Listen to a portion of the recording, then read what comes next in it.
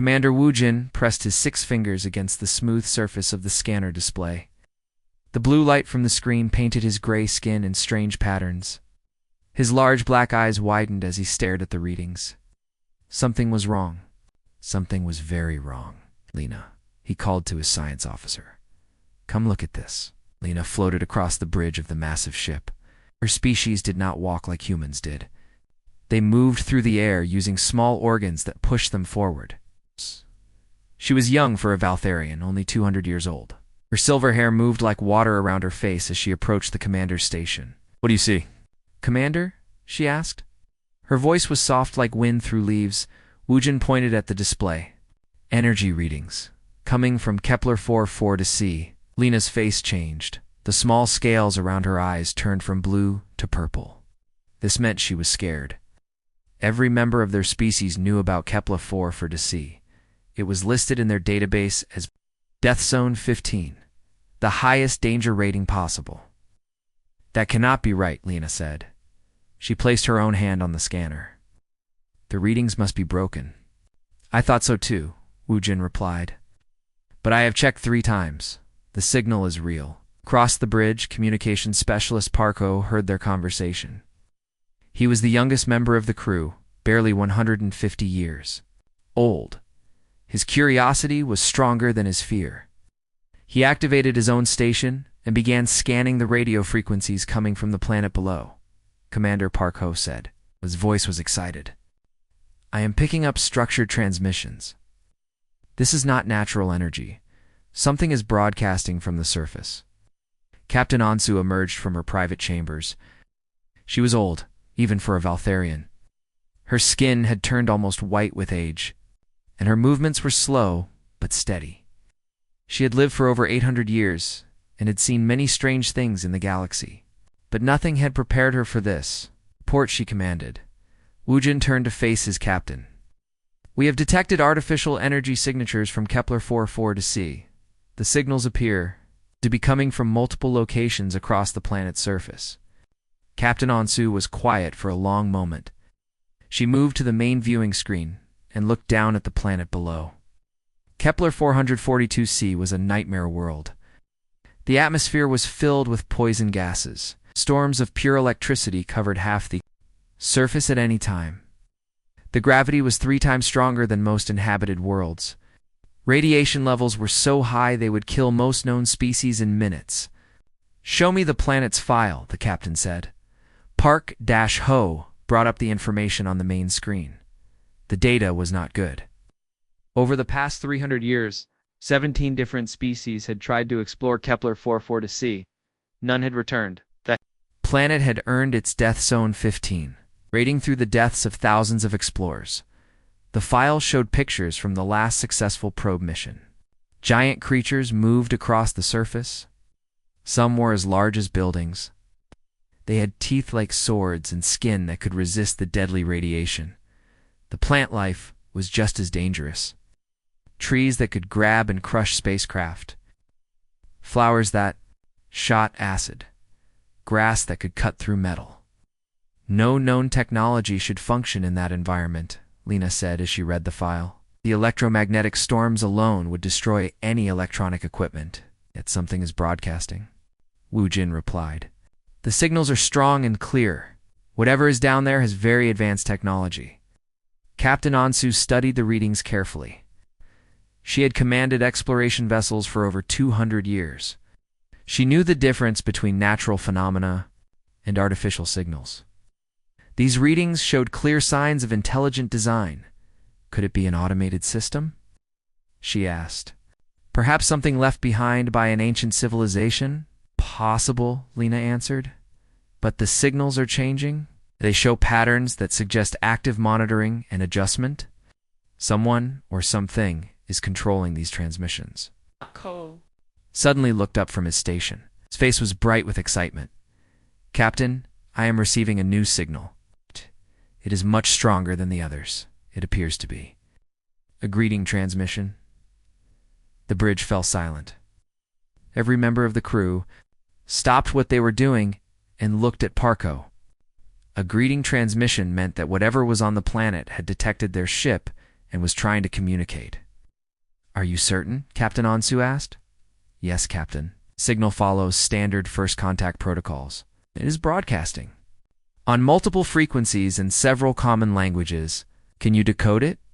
Parko worked at his station for several minutes. The bridge was completely quiet, except for the soft humming of the ship's engines. Finally, he looked up with wonder in his eyes. "Captain, the message is in perfect galactic standard. It says, 'Greetings, unknown vessel. This is Colony Director Kim Ho of New Seoul Station. Our station. Please identify yourselves and state your intentions. We welcome peaceful contact with new species." Captain Ansu felt her legs become weak. She had to hold on to her command chair to keep from falling. Colony Director, New Seoul Station. These words meant that not only was there intelligent life on Death Zone 15, but they had established a permanent settlement. "This is impossible," Lena whispered. "Nothing can survive on that planet. Our own scientists have proven it many times." "Send a response," Captain Ansu ordered. "Tell them we are the Valtharian exploration vessel Cosmic Reach. We come in peace and request permission to establish communication." Parko sent the message and waited. The response came back almost instantly. "Welcome, Cosmic Reach. We are pleased to make contact with the Valtharian people. We have been hoping to meet other spacefaring species for many years. Would you like to visit our colony? We can provide landing coordinates and atmospheric entry guidance." The crew looked at each other in amazement. Not only were these beings surviving on the deadliest planet in known space, but they were inviting visitors. They spoke as if living on Death Zone 15 was perfectly normal. Captain Wu Jin said carefully, "Should we accept their invitation?" Captain Ansu thought for a long moment. Every instinct told her to flee from this place. Death Zone 15 had killed so many explorers that most species had banned all travel to such worlds. But her curiosity was stronger than her fear. If there really was a thriving colony on this impossible planet, it would change everything they knew about life in the galaxy. Accept their invitation, she decided, but prepare full environmental suits for the landing party. And keep our weapons ready. Do not know what we are dealing with. As Parko sent their acceptance, Captain Ansu looked down at the planet again. Somewhere on that poisonous, radiation-soaked, storm-covered world, beings called humans were not just surviving, but welcoming visitors. She wondered what kind of creatures could make a home in hell itself. The bridge of the Cosmic Reach hummed with activity. Captain Ansu stood before the main viewing screen, watching the deadly planet spin slowly below them. Lightning storms covered half the surface in bright flashes of white and blue. Even from space, the world looked angry and dangerous.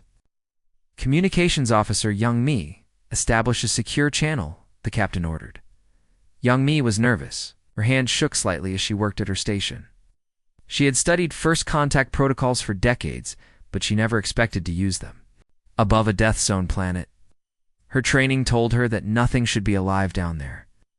"Channel open, Captain," Yang Mi reported. Captain Ansu took a deep breath. "This is Captain Ansu of the Valtharian Empire vessel Cosmic Reach. We are explorers from the Andromeda sector. Come in peace and wish to learn about your people."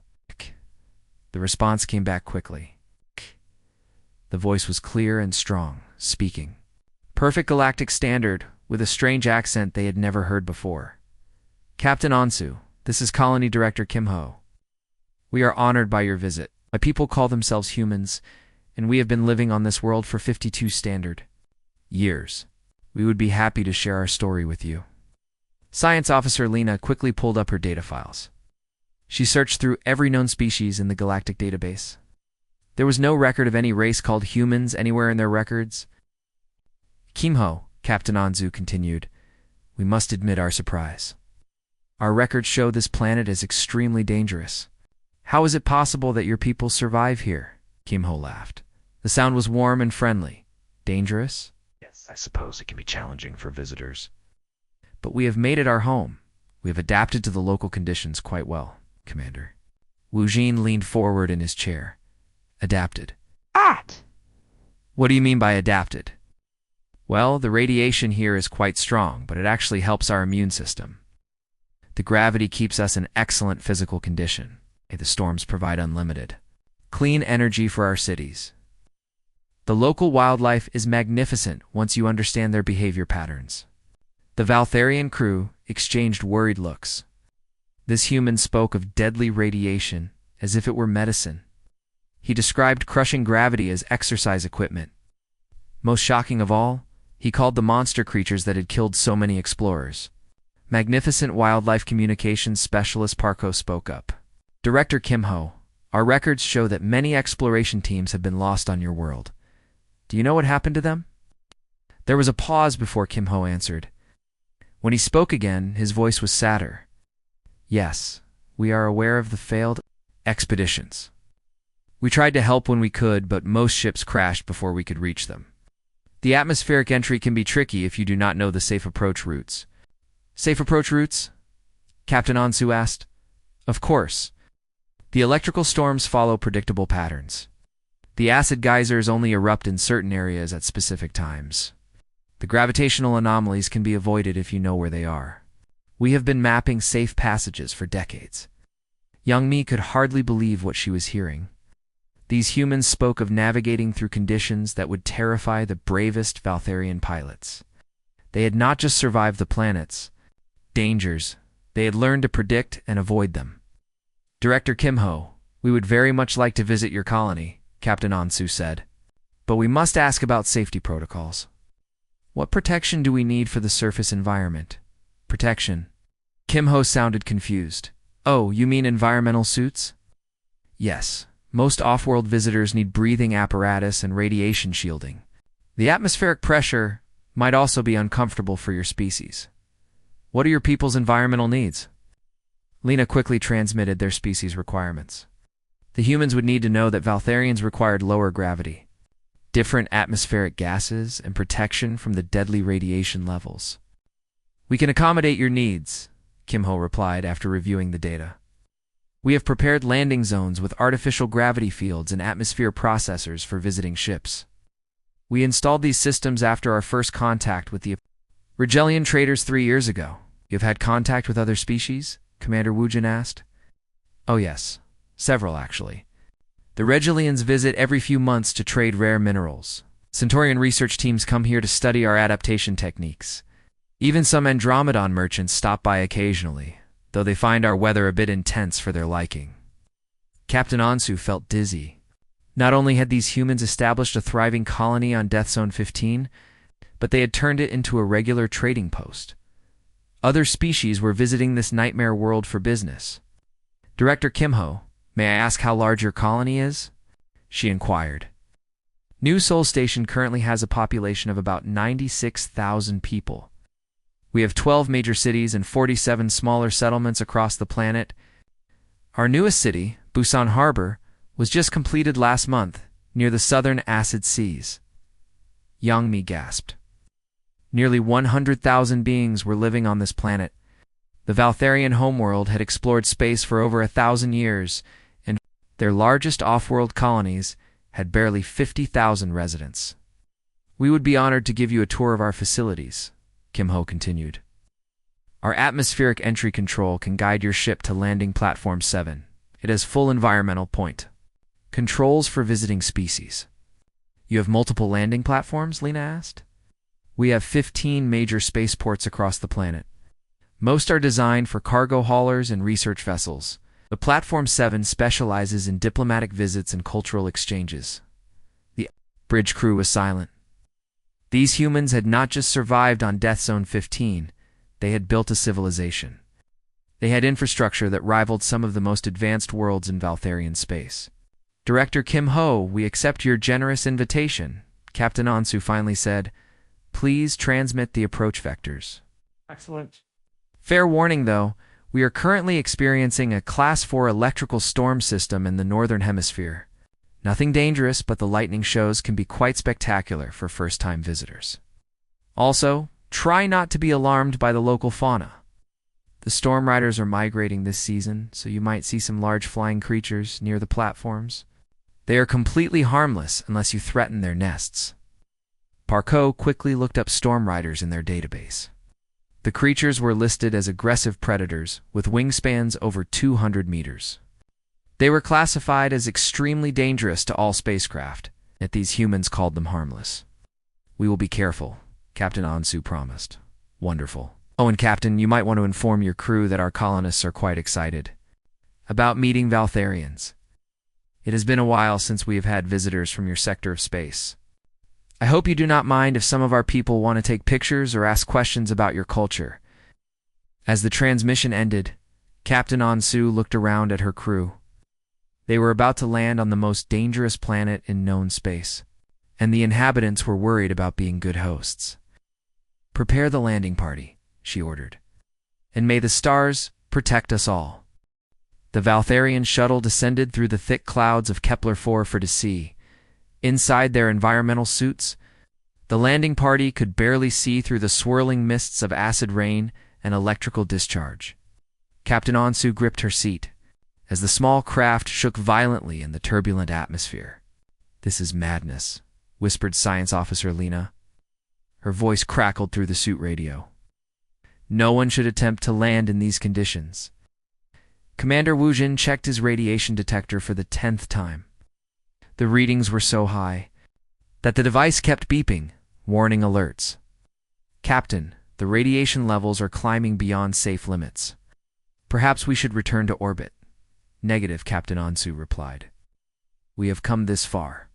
We must see what these humans have accomplished." Through the storm, a voice came over their communications. It was calm and cheerful, completely at odds with the hellish conditions outside. "Cosmic Reach Shuttle, this is New Sol Approach Control. You are cleared for final approach to Platform 7. Please follow the guide lights."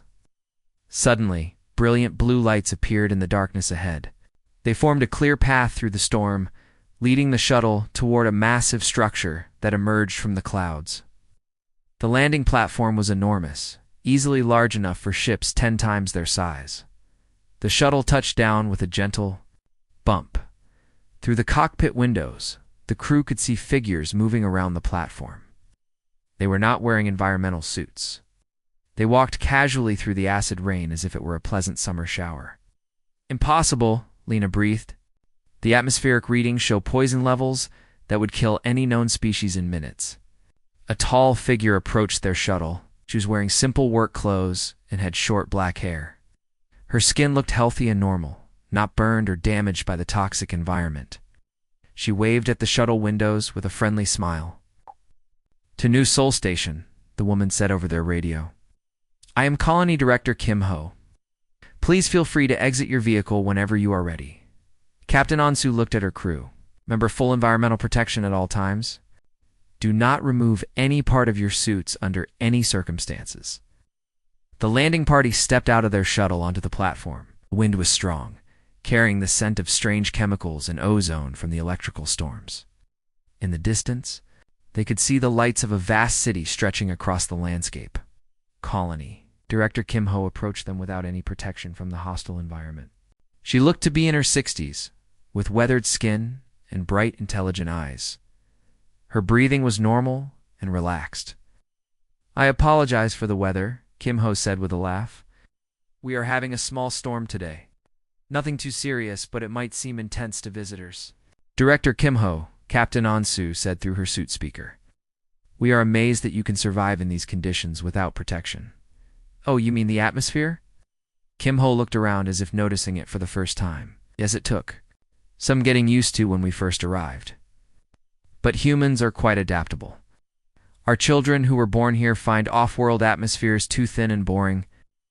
Settlement engineer Dongwu joined them on the platform. He was a younger man, perhaps in his 40s, wearing casual clothing that looked like it had been designed for working outdoors.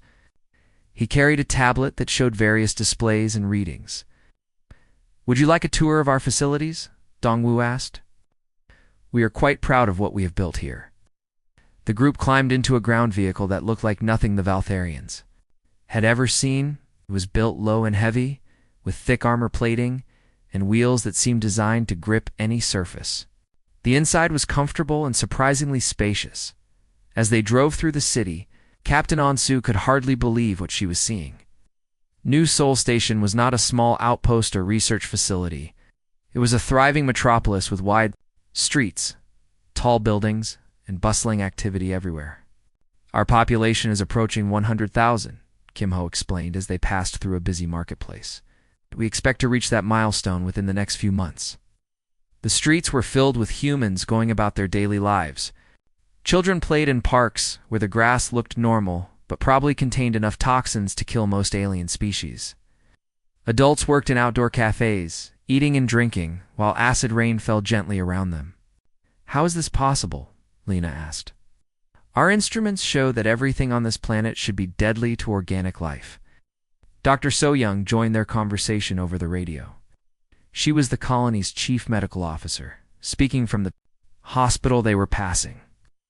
The first generation of colonists underwent genetic therapy to help us adapt to local conditions. Our bodies learned to process the atmospheric chemicals and use the radiation for energy instead of being harmed by it. Genetic therapy. Commander Wu Jin was shocked.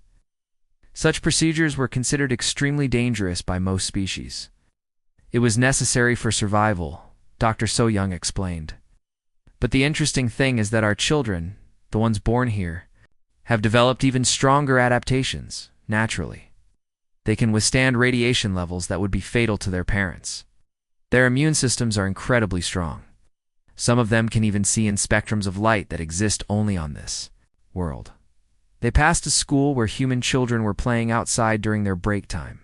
The kids looked healthy and happy, running around in an environment that would kill most adult aliens in seconds. The local radiation actually extends our lifespans, Kim Ho added. Our oldest colonists are healthier now than when they first arrived 50 years ago. The vehicle stopped at a massive industrial complex. Through the windows, the Valtharians could see humans working alongside machines that extracted valuable minerals from deep underground. The workers wore no protective gear except for safety helmets and work boots. This is our primary mining operation, Dongwu explained. The planet's core is rich in rare elements that are valuable throughout the galaxy. The high radiation levels actually make the extraction process easier because it breaks down the rock formations naturally. You mine in these conditions, Captain? Ansu asked. The conditions here are perfect for mining, Dongwu replied. The electrical storms provide unlimited power for our equipment. The acid rain helps dissolve unwanted materials from the OR. Even the local wildlife helps us. The wildlife helps you. Kim Ho smiled. Wait until you see the domesticated tunnelers. They are magnificent creatures. As if summoned by her words, a massive shape moved past the mining facility. It was easily the size of a building, with thick armored skin and powerful claws designed for digging. The creature was pulling a wagon, loaded with processed minerals.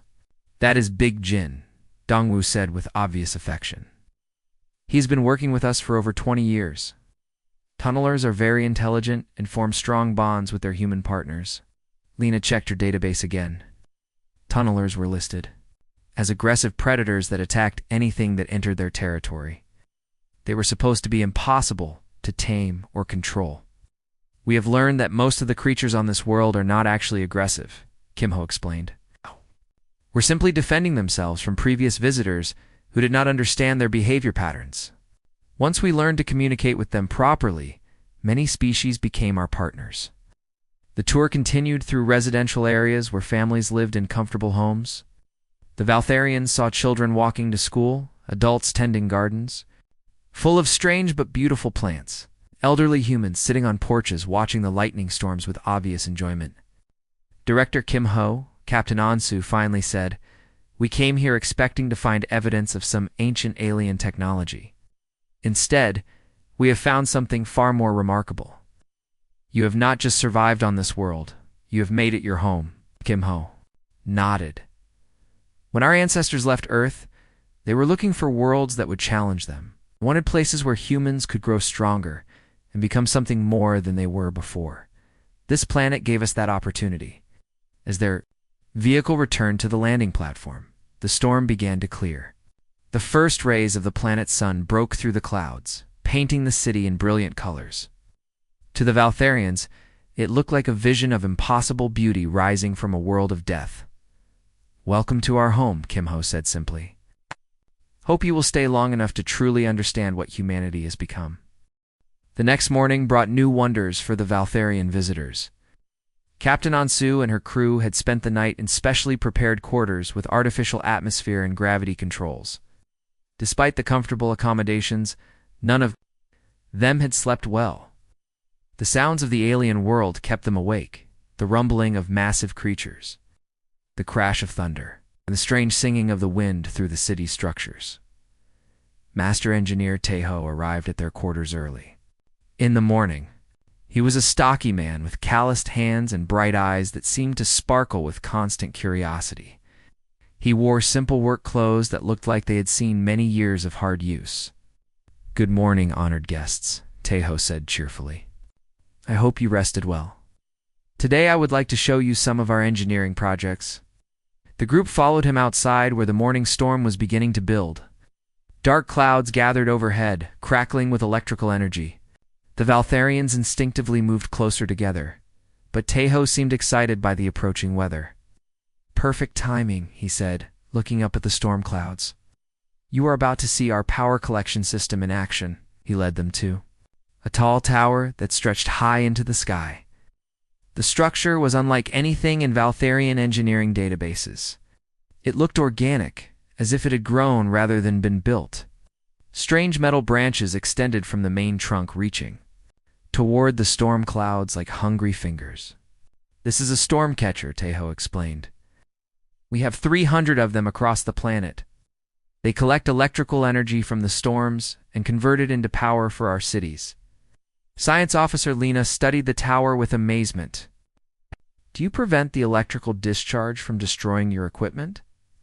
"Destroy it?" Taeho laughed. "Equipment is designed to use the discharge. Watch this." Lightning began to strike the tower. Instead of causing damage, the metal branches seemed to dance with the electricity. The energy flowed down through the structure and into underground cables that carried power throughout the city. "One storm like this provides enough energy to run New Seoul Station for 3 months, Taeho said proudly. "The bigger storms can power our entire planetary grid for a year." Commander Woojin checked his instruments. The energy readings were incredible.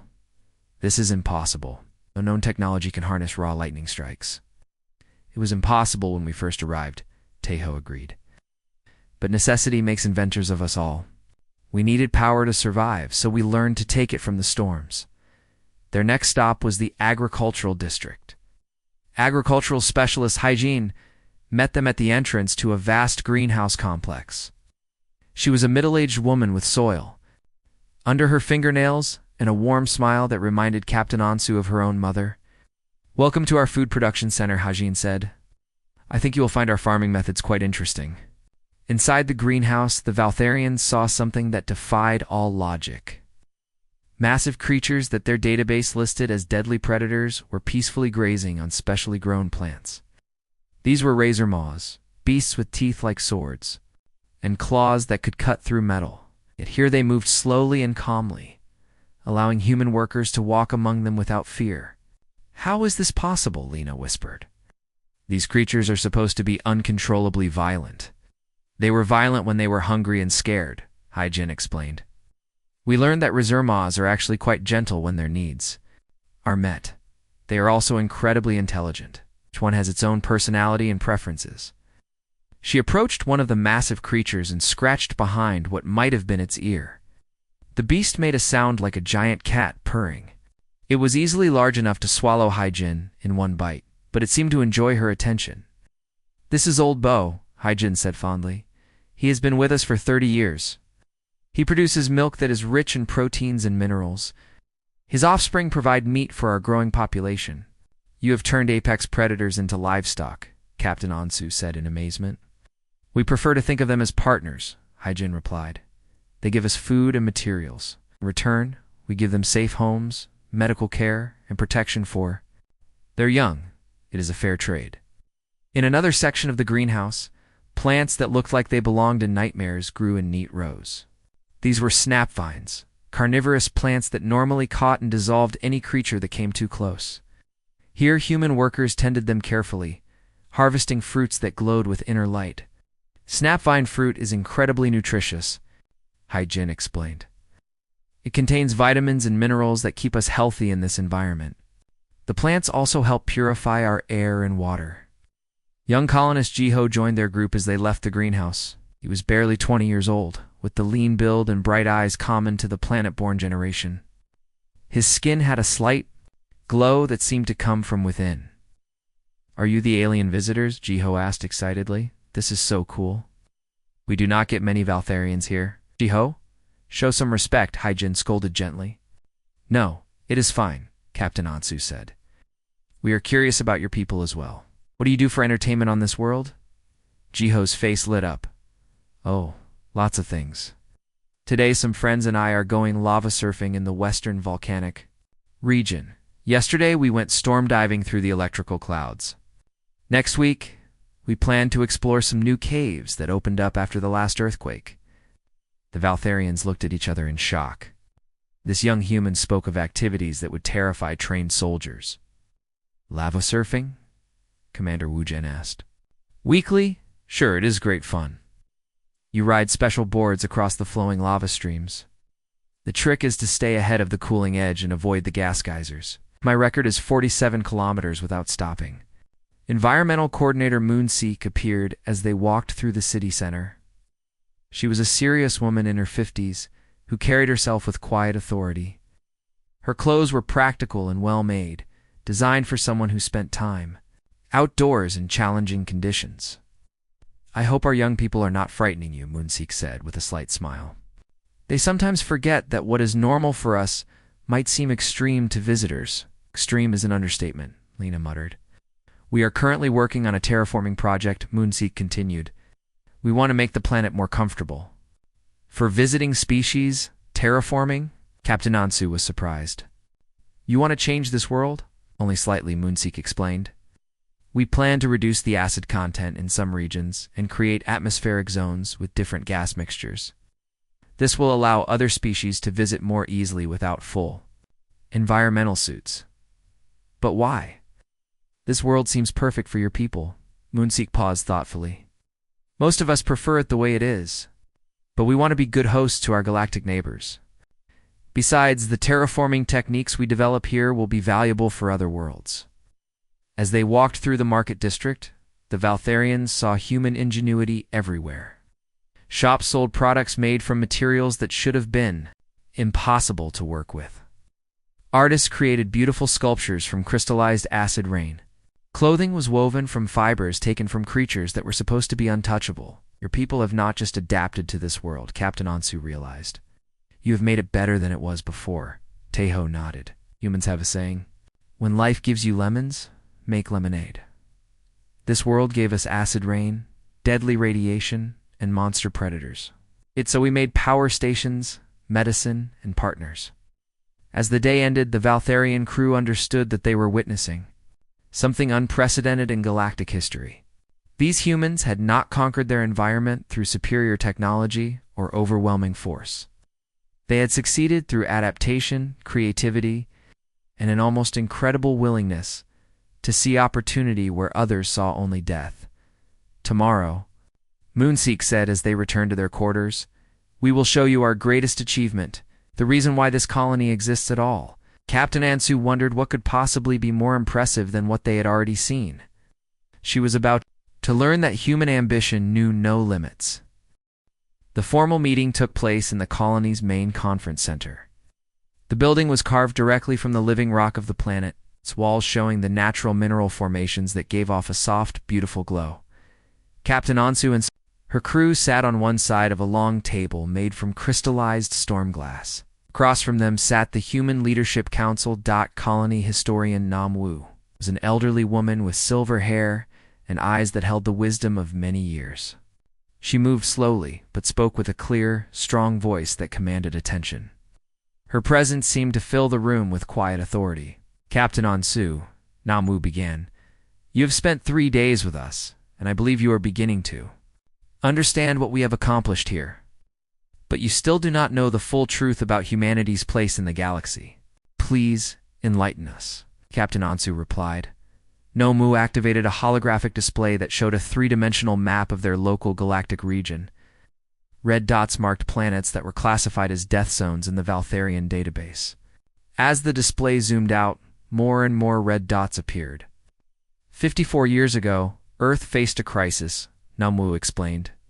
Our population had grown beyond our planet's ability to support it.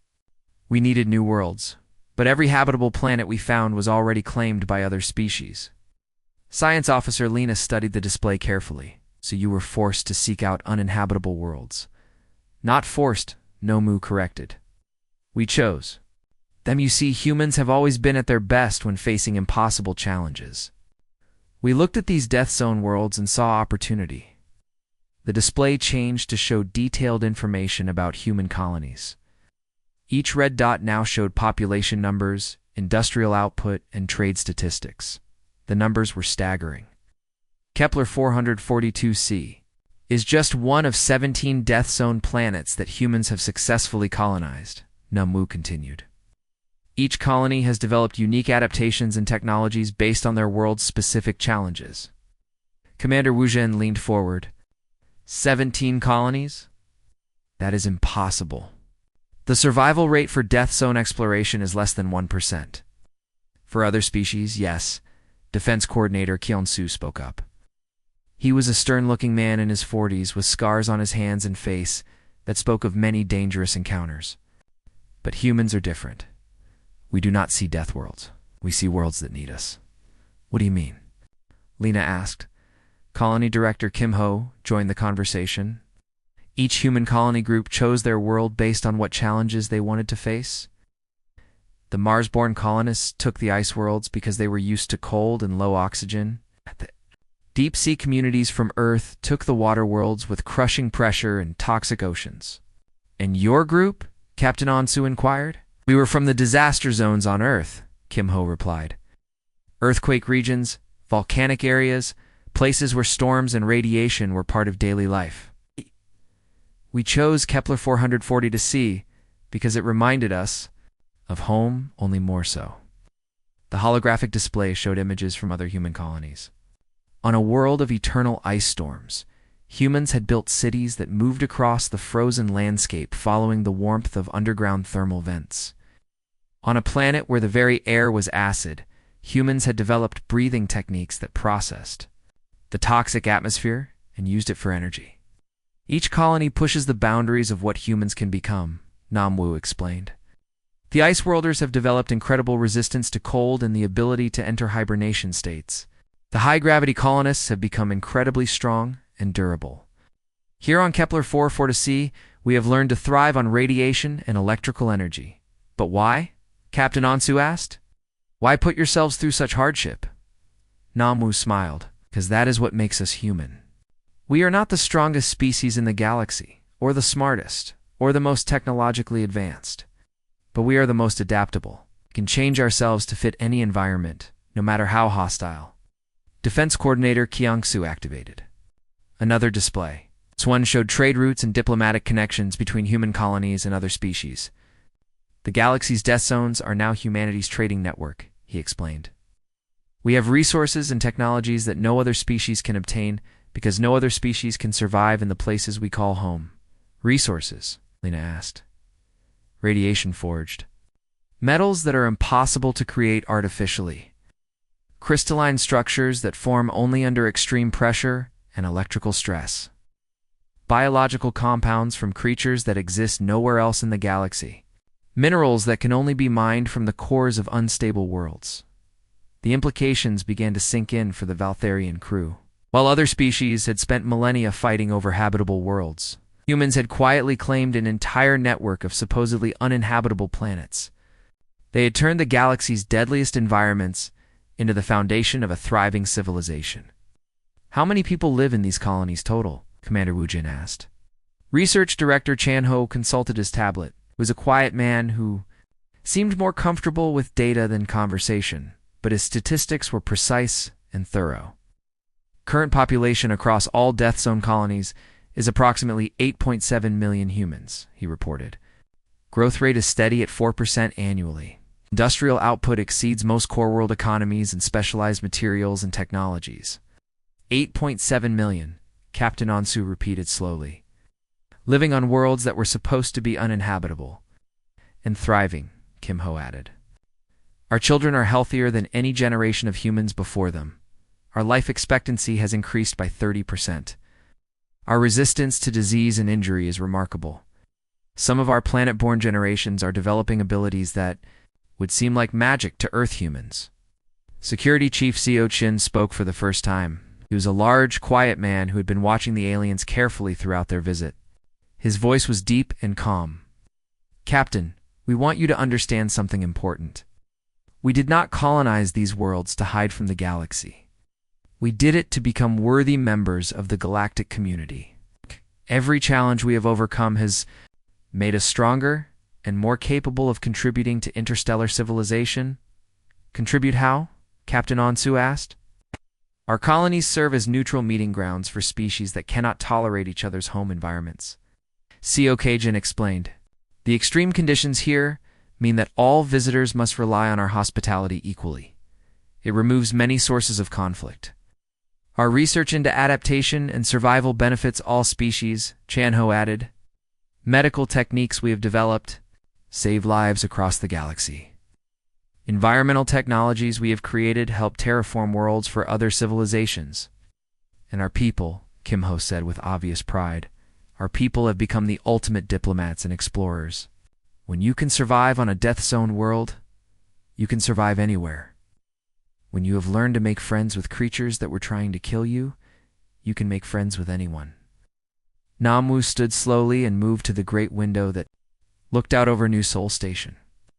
The city sparkled in the light of electrical storms, a testament to human ingenuity and determination. Captain Ansu, when your people first detected our signal, what did you think you had found?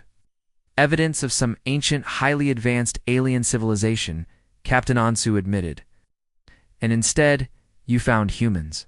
Ordinary humans who simply refused to accept that any world was too dangerous to call home. The room was quiet for a long moment. Outside, lightning danced between the storm catchers, and in the distance, the massive shapes of domesticated predators moved peacefully through the city streets. There is one more thing you should know, Namu said finally. This is not the end of human expansion. Our young people are already looking toward the Class 16 worlds that even we have not yet attempted. Wow. They believe that if their parents could tame Death Zone 15, they can go one step further. Class 16 worlds? Lena's voice was barely a whisper. Those are considered completely impossible. Nothing could survive there. Namu smiled. That is what everyone said about this world. 54 years ago, as the meeting concluded, Captain Ansu realized that everything the Valtharian Empire thought they knew about the galaxy was wrong. The empty spaces on their maps were not empty at all. They were filled with humans who had turned hell into heaven and impossibility into opportunity. 3 days later, the Valtharian shuttle sat ready for departure on landing platform 7. The morning storm had passed, leaving the air clear and bright. For the first time since their arrival, the alien crew could see the true beauty of New Seoul Station spread out below them. Trade Coordinator Binna stood beside their shuttle, holding a container filled with samples and data storage devices. She was a practical woman in her 30s who had spent years establishing commercial relationships with other species throughout the galaxy. These samples represent just a small portion of what our colonies can offer the galactic market, Binna explained to Captain Ansu. Storm-forged metals that are 3 times stronger than conventional alloys. Radiation crystals that can power starships for decades without replacement. Biological medicines that can cure diseases no other treatments can touch. She handed the container to Commander Wu Jin, who accepted it carefully. We have already established trade partnerships with 47 different species. The Rigelians buy our rare minerals. The Centaurians purchase our adaptation technologies. Even the proud Andromedans come to us for materials they cannot obtain anywhere else. And in return? Captain Ansu asked. Knowledge, technology, cultural exchange. We may live on Death Zone worlds, but we are not isolated. Our children learn about dozens of different civilizations. Our scientists collaborate with researchers from across the galaxy. Our artists create works that blend human creativity with alien perspectives. Research director Chan Ho approached their group carrying a thick data tablet. His usually quiet demeanor was animated with excitement. "Captain, I wanted to share some of our latest research findings with your people. We have been studying the long-term effects of extreme environment adaptation on human physiology and psychology." He activated the tablet, showing complex medical data and brain scans. "What we have discovered is remarkable. Humans who live on death zone worlds do not just develop physical resistances. They develop enhanced pattern recognition, improved problem solving abilities, and increased emotional resilience. The challenges of survival actually make us smarter and more stable." Science officer Lena studied the data with fascination. "These cognitive improvements are significant. How do they manifest in daily life? Our children can solve puzzles that stump adult Earthers. They can predict weather patterns months in advance just by observing subtle environmental changes. They form deeper emotional bonds with other species because they have learned to communicate with creatures that were once considered mindless predators." Security Chief Co Chin joined the conversation. His massive frame cast a shadow over the group, but his expression was friendly and open. "More importantly, our people have become natural peacekeepers. You have survived on a world that tests you every day. Small disputes between species seem silly. Our colonies regularly host diplomatic meetings between civilizations that cannot meet safely elsewhere." "How so?" Commander Wu Jin asked. "Extreme environments level the playing field," Co Chin explained. A Rigelian diplomat and an Andromedan trade representative might normally compete for dominance in negotiations. But when they are both dependent on human hospitality to survive in our environment, they focus on cooperation instead of conflict." Young colonist Ji Ho appeared at the edge of their group, no longer the carefree youth they had met days earlier. His expression was serious and thoughtful, showing a maturity that seemed beyond his years. "May I ask you something?" Ji Ho said politely. "Of course. When your people first evolved intelligence, what drove you to reach for the stars?" Captain Ansu considered the question carefully. "Curiosity, I suppose. The desire to explore and understand the universe." "For humans, it was different," Ji Ho replied. "We reached for the stars because our world kept trying to kill us. Earthquakes, storms, predators, diseases. We had to become explorers and adapters. To survive, that drive never left us." He gestured toward the city around them. "This world would terrify most species. To us, it feels like home because it challenges us to become better than we were. Every day here makes us stronger, smarter, more capable." "And the future?" Lena asked. "What do your people plan to do next?" Environmental Coordinator Moon Seek appeared as if summoned by the question. She carried with her a holographic projector that displayed star charts and planetary data. "We are already scouting our next targets," Moonseek said with quiet confidence. "There are classics and worlds that exist at the very edge of what scientists consider possible for life. Planets orbiting black holes, worlds where time moves differently, systems where the laws of physics themselves seem unstable." She activated the projector, showing images of worlds that looked like scenes from nightmares. Planets where the ground itself was alive and hostile. Worlds where gravity fluctuated randomly. Systems where space and time twisted in impossible ways. "Our young people look at these worlds and see the ultimate test," Moonseek continued. "They want to prove that there is no environment too harsh for human adaptation." Captain Ansu felt a chill that had nothing to do with the planet's atmosphere. "And if you succeed," Colony Director Kim Ho spoke up from beside their shuttle, "then humanity will have proven that intelligence can adapt to literally any condition the universe can create. We will have shown that life itself is more flexible and resilient than anyone imagined possible." As the Valtharian crew prepared to board their shuttle, Nomu approached with a final gift. It was a simple data crystal, but it glowed with an inner light that seemed to pulse with life. "This contains the complete history of human colonization," the elderly historian explained. "Not just the technical details, but the stories, the struggles, the failures, the moments when we almost gave up. and the breakthroughs that let us succeed. Why share this with us? Captain Ansu asked. Because understanding is the foundation of friendship, Namwu replied. We want other species to know that humans did not conquer these worlds through superior technology or overwhelming force. We succeeded through determination, creativity, and the willingness to change ourselves when we could not change our environment. Trade Coordinator Binna stepped forward. Captain, we would like to establish formal diplomatic and trade relationships with the Valtharian Empire. Our colonies have much to offer, and we have much to learn from your people. I will carry your proposal to our high command, Captain Ansu promised. I suspect they will be as amazed by your achievements as we have been. Tell them this, Security Chief Seo Chin said seriously. The galaxy is larger and more diverse than any of us imagined. The spaces we thought were empty are filled with possibilities. The worlds we considered dead are alive with potential. As the shuttle lifted off from Platform 7, Captain Ansu looked down at New Seoul Station one last time. The city glowed. In the morning light, a testament to human resilience and ingenuity. Storm catchers reached toward the sky like metal trees, ready to harvest the next electrical storm.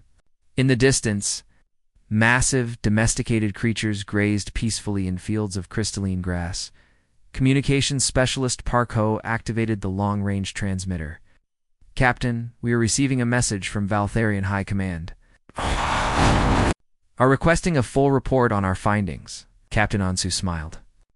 Tell them we have discovered something unprecedented. Tell them the galaxy's death zones are not empty wastelands.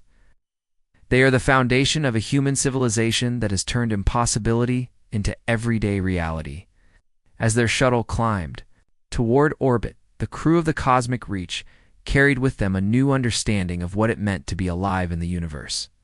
They had learned that intelligence was not just about conquering nature, but about learning to dance with it. They had seen that the greatest achievements came not from avoiding challenges, but from embracing them completely. Below them, Kepler 44-C continued its eternal dance of storms and radiation, acid rain, and electrical fury. But it was no longer a death zone planet in the Valtharian database. It was now listed as a human standard habitat, the first of many such worlds that would need new classifications in the years to come.